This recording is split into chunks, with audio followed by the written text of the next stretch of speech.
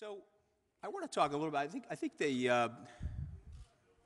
said it was okay to talk a little bit about leadership, right? So I want to talk a little bit about leadership and some of the things that have happened along the way in my career, which I think you guys may or may not want to reflect upon. So I want to start out by talking about my first job interview at Goldman Sachs. I was at the Charles Hotel. I was a third-year law student, and I was getting ready to dress for success. So let me just tell you what I was wearing. I had a 100% polyester suit on, $99 at Sims. I had a polyester shirt that was white on white, and the Italians in the room know what white on white is, okay? It's like a stitch into the white on white. This thing never wrinkled, by the way, so you didn't even have to go to the shirt service for this thing. And then I had a black Guido tie. Now, if you grew up in the 1980s, you know what that is. It was super thin. And I had my hair blown back like John Travolta. And I had these Capizio dance shoes that were sort of pointy. They called them cockroach killers in the 1980s. And so there I was. I strolled into the Charles Hotel, went up the elevator, sat waiting for the interview. The two Goldman Sachs partners walked out. Anthony, yes. I sat down. I gave the interview. It was a woman and a man. The guy from Goldman comes out of the room. He puts his arm around me. He goes, hey, listen, he goes, you're a really smart kid, but you are the worst dressed person that we've met at the Harvard Law School. What were you dressing for? Some like cartoon event or something like that?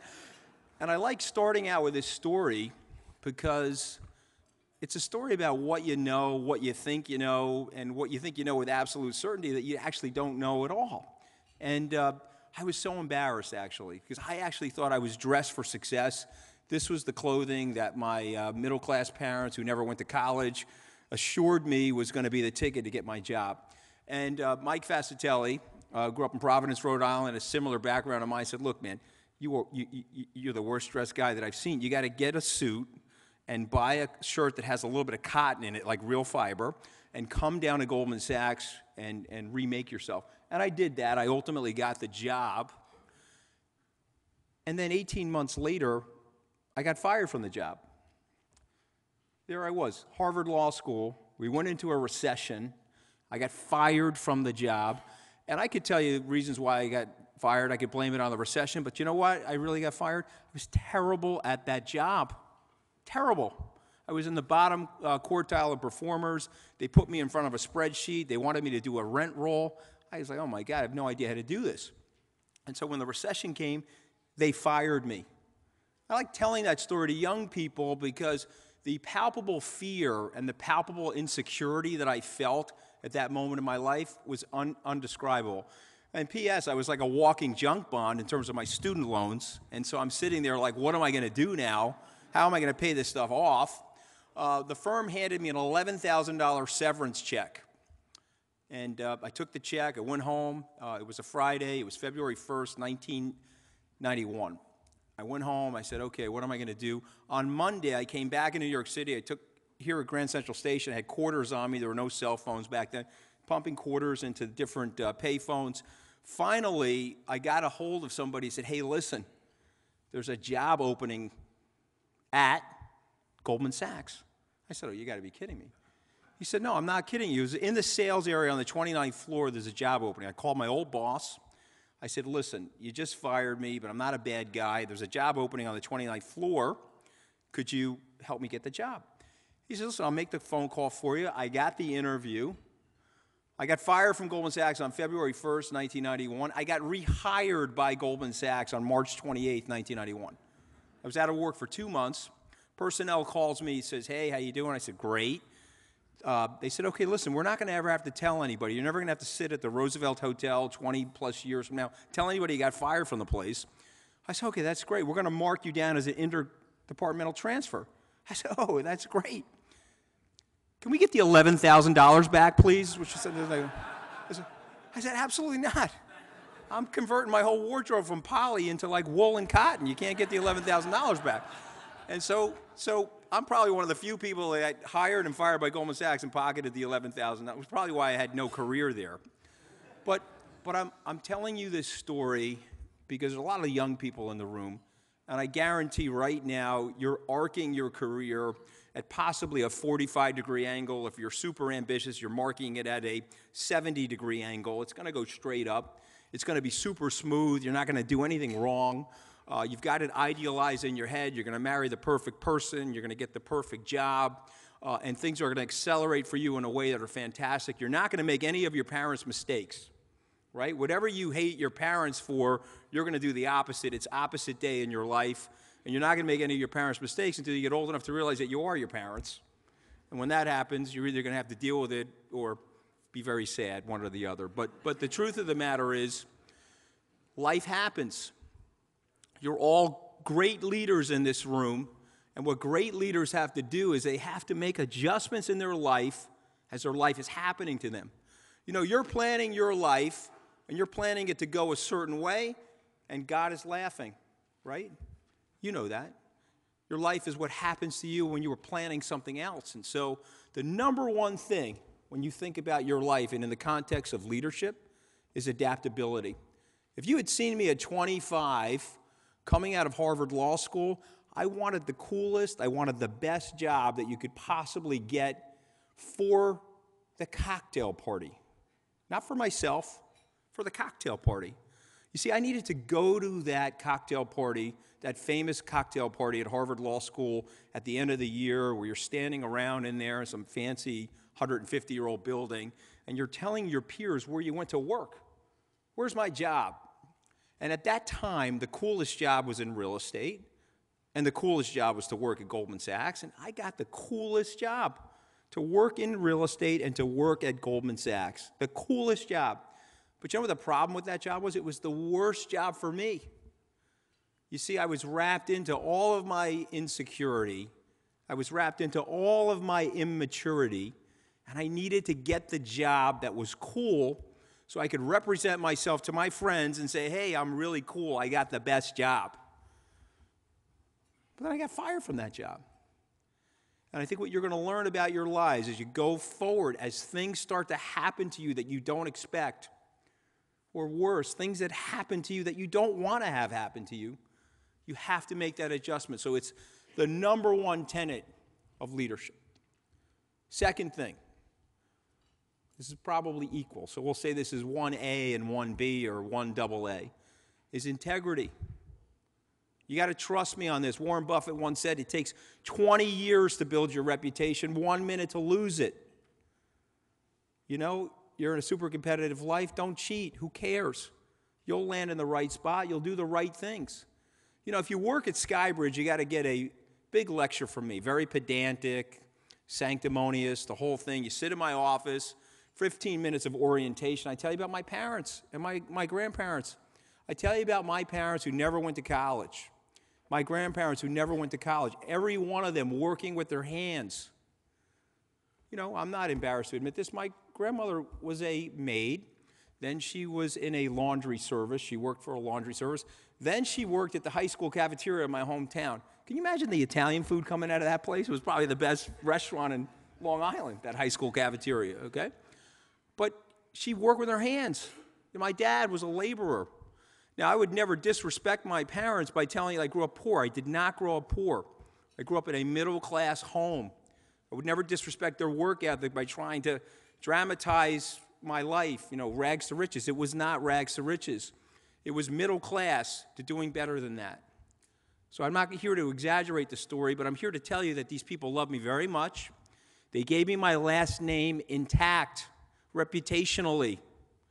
And I tell the people inside my firm, there is not enough art, there's not enough houses, there's not enough private aircraft to ruin the last name that people who work with their hands, who love me very, very much, gave me. I've got 3 sons and a daughter. They may want to use that name. Don't do anything in my firm or our firm. It's going to hurt the firm. So the second thing is integrity. We're tied for number 1.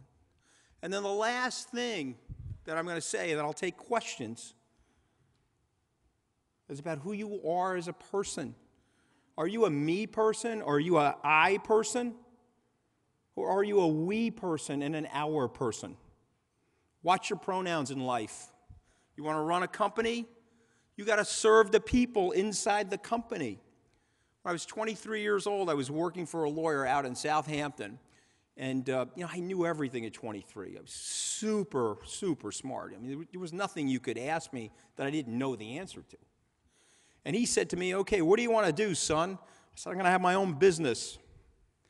He said, yeah, you're going to have your own business? Yes, sir. He said, why are you going to have your own business? Because I'm going to be my own boss. I'm going to control my own destiny. I'm not going to take orders from everybody. He laughed in my face. He said, what do you think? When you have your own business, you don't have customers? You're always going to have a boss. You're always going to have somebody that you're serving. And he said, let me tell you something. If you're going to run your own business, you know the people you're going to have to serve the most are the people that are working inside that organization. You got to get it in your head right now. You want to be a leader? You got to get it in your head right now. Worry about the people around you and their success more than your own. Build them up. Figure out ways to help them. I know someone's doing a great job at SkyBridge. When another person walks into my office, they turn to me and they say, hey, Bram is helping me with my career. He's raising me up. Then I know he's doing a great job. Watch your pronouns. It's we. It's our. It's not me and I. You don't want to be the Alex Rodriguez of your life. You want to be Derek Jeter. I don't mind picking on A-Rod. I got a lot of A-Rod stories. If someone asks me about them, I'll tell you. But, be a team player. Serve people. Have integrity. Adapt yourself to what is going to happen in your life, which is not what you expect. Get over yourself. Figure out a way to be happy no matter what happens. Okay, I'm done with my form. Was that dramatic enough? I was trying to make it very dramatic. I'm done with my formal remarks. We have one question? Okay, yeah. I got time for one question. I want to stay on time, so go ahead. Anybody have one question? Talk about SALT real quickly. Okay, so just real quickly, how many people were you inviting to SALT? 10? Okay, so just real quickly, our conference is in Las Vegas on May 5th to the 8th. I'm pretty sure we're inviting 10 people like we did last time from this group. And so I don't know exactly what the qualifications are, but it'll be a lot of fun. If you attended it last year, which I know a lot of you guys did, it was a lot of fun. We have Chairman Ben Bernanke coming. Mikhail Gorbachev is coming this year with Secretary Rice. Condoleezza Rice is going to interview him. Richard Branson is going to be there. Generals Keith Alexander from the NSA and General Petraeus, who's formerly from the CIA, are also going to be in town with us. And then lastly, and I'll walk off the stage with this, is One Republic is going to do the concert for us this year. So I hope you guys join us. Thank you guys very, very much.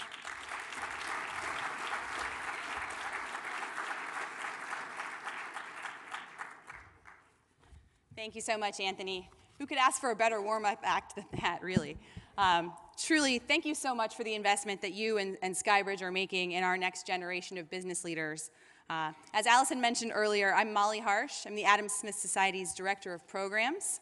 It's my honor to be here this morning to announce our nominees for the Adam Smith Society's Best New Chapter and Chapter of the Year Awards. We're going to hear briefly from each nominated chapter president about their success during the 2014-2015 academic year. And as Anthony alluded, the leadership teams from the winners will receive an all-expense-paid trip to the SALT conference. So it's a pretty great award, and again, we thank you. So it has, just briefly, I guess I'll just tell you the criteria to be nominated for these awards. We look for excellence with recruitment success and chapter growth, including building out the presence of the Adam Smith Society on campus and implementing thoughtful succession plans. Second, we require that they host successful events that include a variety of formats and types of speakers. We love it when they think outside the box to augment our minimum requirements of 4 events per year by partnering with other clubs on campus or in other ways widely promoting their programming. And finally, we look for chapters who secure ongoing and new faculty or administrative support for their chapter. And to be eligible for Best New Chapter, nominees must have secured their approval and hosted their first event between March 2014 and right now. So let's get to it. Representing the Columbia Business School, nominated for Best New Chapter, I'm happy to introduce Jarrett Goldman. Jarrett is in his second year at Columbia, having graduated with dual degrees from Cornell. Prior to starting his MBA, Jarrett worked in a number of roles across Citigroup's capital markets division in New York and Hong Kong, the last being VP and product head of Citi's issuer services business in Asia Pacific. Upon graduation from business school, he will be joining an infrastructure and real estate-focused private equity firm in New York. Jarrett?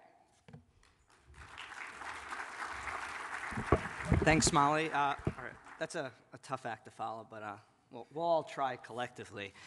So in our 2 minutes that we have, I just wanted to quickly touch on some of the obstacles that we faced and what we've been able to accomplish at Columbia over the past year. So we've been on a journey that started pretty much about a year ago, or actually a little more so, and 8 months of that was just getting set up, getting the right to be a chapter.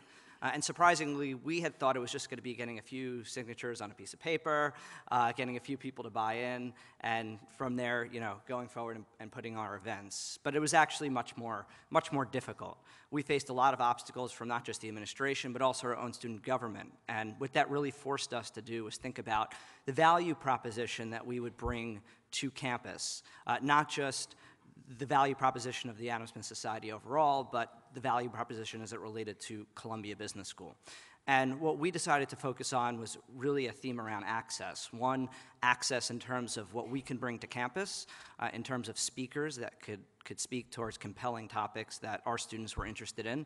And then second is access in terms of the wider Young Leader Circle and Manhattan Institute events in New York City that we can gain access to. So we started executing upon that actually before we ever became a chapter, and that helped us gain a lot of momentum to bring our student government and other people on board to see the value that we could bring. And it put us in a situation where we launched only about 4 months ago, but within 2 weeks we had nearly 100 members signed up, and as of last week, we're still getting people signing up, but as of last week, when we held our third event focused on entrepreneurship with Blake Masters, we've hit our 230th member, which is defied all of our expectations, and has really set us on a path, hopefully, for growth and sustainability in the future. So thank you. Thank you, Jarrett. Representing our second Best New Chapter nominee, we have Ben Mathern from the University of North Carolina at Chapel Hill's Keenan Flagler School of Business. Ben is one of the founders, as well as the chairman of the board of the Keenan Flagler chapter of the Adam Smith Society. Upon graduation in May, Ben and his wife are planning to remain in the Triangle area of North Carolina and work in corporate strategy and finance. Ben. Thank you to Molly and Allison and just everyone. It's really an honor to get to speak to this room of folks today. I have a couple brief things that I wanted to hit on just to talk about the way we were able to establish ourselves. Really quickly, we found out about the Adam Smith Society in August, and a week later I was here in New York for the leadership meeting, and 2 weeks later we were recognized by the MBASA. So we were moving really quickly. And I think there were two things we did really well that helped us get established and grow. We have 125 members, which at a smaller business school, that's 22% of our overall student body. So we're thrilled with that. The first thing that we did that I think really helped us out was I included a very large leadership team. I did not want this to be Ben starting this weird club. I don't know what this is. I didn't want to be just the one face of what the Adam Smith Society was going to be at UNC. So I brought 4 other individuals and was able to hit on a couple different career areas, social groups, and that really helped us spread out and really get the word out as quickly as possible. Along those lines, we also identified first-year students pretty early on. We've already selected our board for next year, and we have our president, Mary, sitting out there, and a lot of her board members, so that'll be great in terms of continuing the momentum. So that helped out a lot. Beyond that, the first thing I did when I got back from New York was I emailed every single club president, and I invited them to partner with us. And a little bit of water. I invited them to join themselves, but also to partner with us.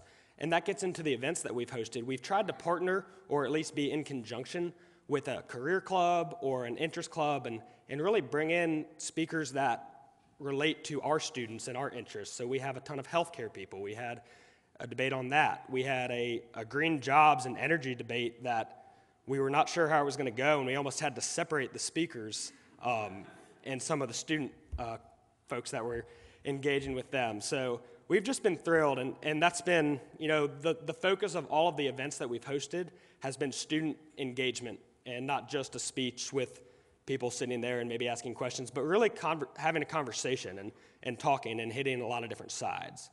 So I just couldn't be happier with how it's gone. We feel great about where we are right now, and I feel great about the future with the leaders we have for next year. Really appreciate the chance to come up here in the nominations, so thank you very much. Sorry. All right. Isn't this so exciting? I'm really excited. I'm sorry. Up next, we're going to hear from our 3 contenders for Chapter of the Year. First, representing the Brandeis International Business School, is Karthika Vivekanandan, which is very close to how you pronounce your name, I hope.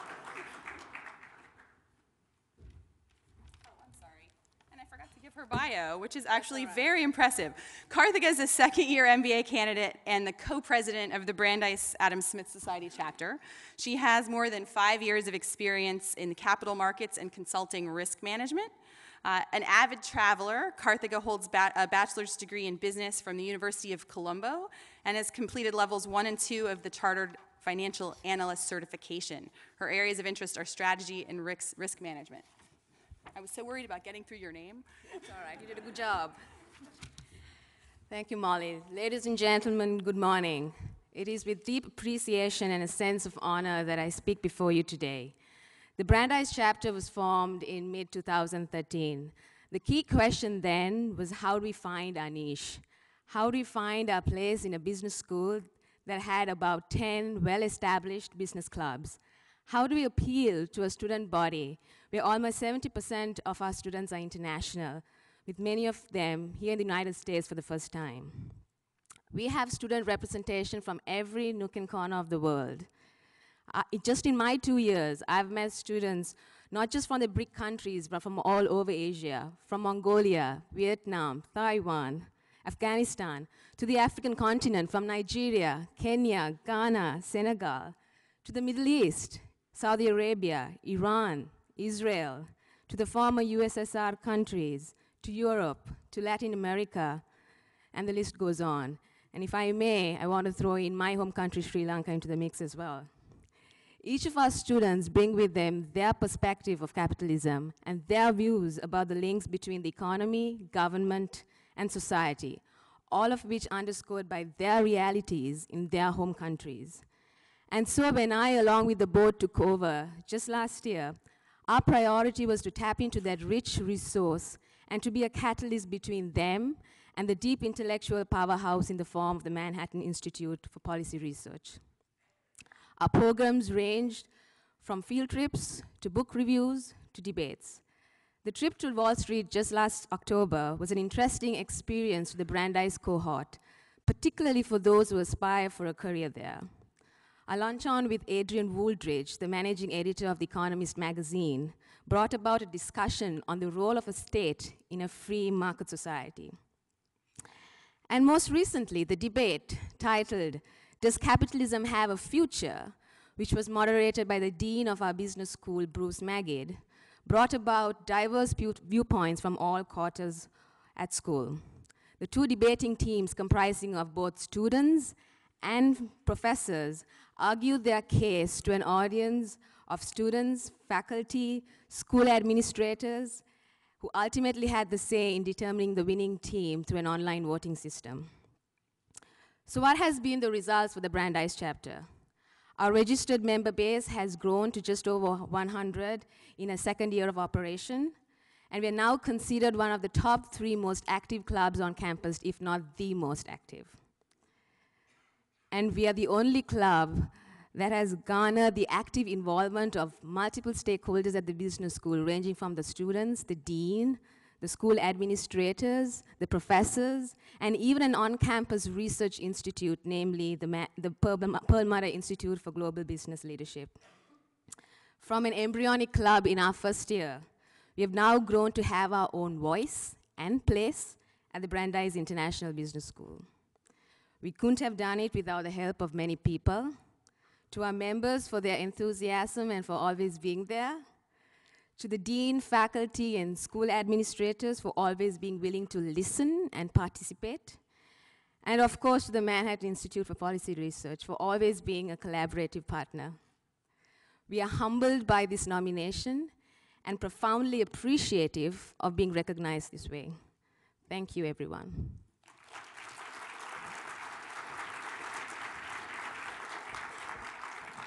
Thank you, Karthika. Next up, from the New York University Stern School of Business is Santiago Silva Restrepo. Santiago is a second-year MBA, MPA dual degree student at NYU Stern and the Wagner School of Public Service. Committed to development in his home country of Colombia, he had worked for over 5 years in the Colombian coffee sector. Santiago has designed and evaluated several policies that have benefited hundreds of thousands of small coffee farmers.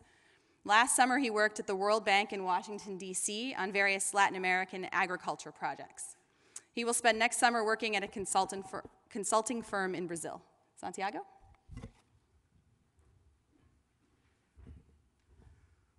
Well, good morning, everyone. I'm very happy to be here with you. Let me tell you a little bit about our chapter. This is the second year the Smith Society was founded in NYU Stern. It was a huge challenge because we used to be a small club. We were 50 people. So we began leveraging from other clubs like the Emerging Market Association, Latin American Business Association, and other clubs that are have a bigger momentum than us. We leveraged with them in the beginning with a couple of events. We have great events. We focus on bringing amazing speakers. Like we brought the Minister of Finance of Portugal. We brought the Minister of Finance of Colombia. We brought Michael Spence, who is a Nobel Prize, laureate Nobel Prize. We are bringing Robert Engel, who is also a Nobel Prize. He's coming in April 9.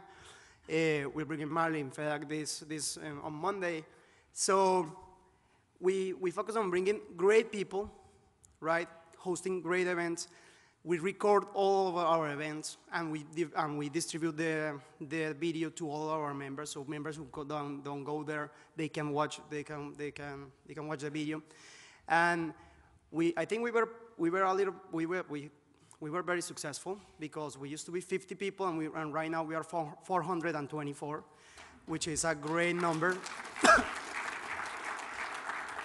And last year we only host two events on campus, and this year we are around 10 events on campus.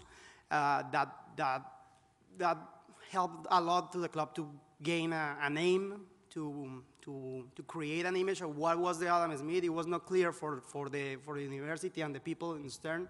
Now I think we are well positioned in the mind of all of our students and the administrators, and we are delighted with the success of the club. We are very happy of having all of our members. We have our new president, Adam Bong, over here with his board. And well, I think I'm very, very excited with the success of the club. I'm gonna be here the next year also. I'm not gonna be part of the board, but at least I hope I'll be invited to these events again. And yeah, of course. So yeah, thank you. Thank you, Santiago. How many 424 members. Think about that a second. Wow. All right. Last but not least, the defending Chapter of the Year champions, I guess, representing the University of Texas at Austin McCombs School of Business. I'm happy to introduce Will Gruy. A second year at McCombs, originally from Dallas. Will cut his teeth working in business development in Europe.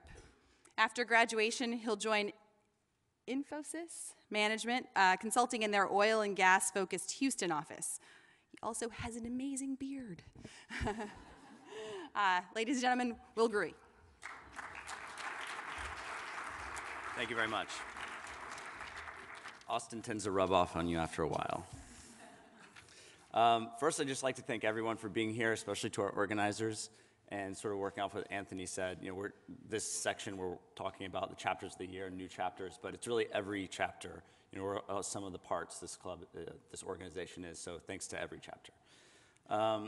First, I'd like to talk about what we're doing. What's the purpose? It's to further the mission statement, which is to preserve and strengthen the free market economic system, namely through discussion and debate. So the discussion debate part is what we at UTEX is really focused on. How can we get people to talk about these topics? Not all the time, but just sort of in the general conversation. How do we infuse these sort of discussions into just normal social conversations? So we really focus on hosting debates and discussions that would involve students directly. This is particularly important for us because as young professionals, we think that it's us who are shaping the political environment and the private and public sectors that we exist in today. We had a couple debates that were really good, like film screenings that worked quite well with panel discussions. And there are hurdles, of course, to organizing these sorts of debates. Students are, at least at first, maybe not super excited about macroeconomic discussion and political theory, but that changes quickly once you get into the discussion. And, of course, things can become politicized, which makes discussions much more difficult. So in order to overcome these hurdles and get to our objectives, we really focused on framing and on the context of various events that we organized. And we were able to do this successfully, looking at debates on things like America's Energy Future with Robert Bryce, Colin Meehan of First Solar, and by some people from the Austin Technology Incubator. We also held a discussion groups with GWIB, which is the Graduate Women in Business, on the IMF's recent strong push towards gender equality as an economic issue, not just a social one. We've hosted screenings of the IQ Squared debate with Scott Winship and Edward Kennard, who are here today. And our most successful in terms of attendance event was the screening of the Money for Nothing film, followed by a panel discussion of economists and professors. The Money for Nothing film is about Fed intervention in the housing crisis, and so very, very poignant onto what we're about. And also we involved other societies like the Graduate Real Estate Club. Throughout these events and collaborations, and most importantly, the enthusiasm of our members, we were able to further our mission and have a successful year. At University of Texas, our school motto is, "What starts here changes the world." And we really tried to do that through the Adam Smith Society this year. So thank you very much. Thank you.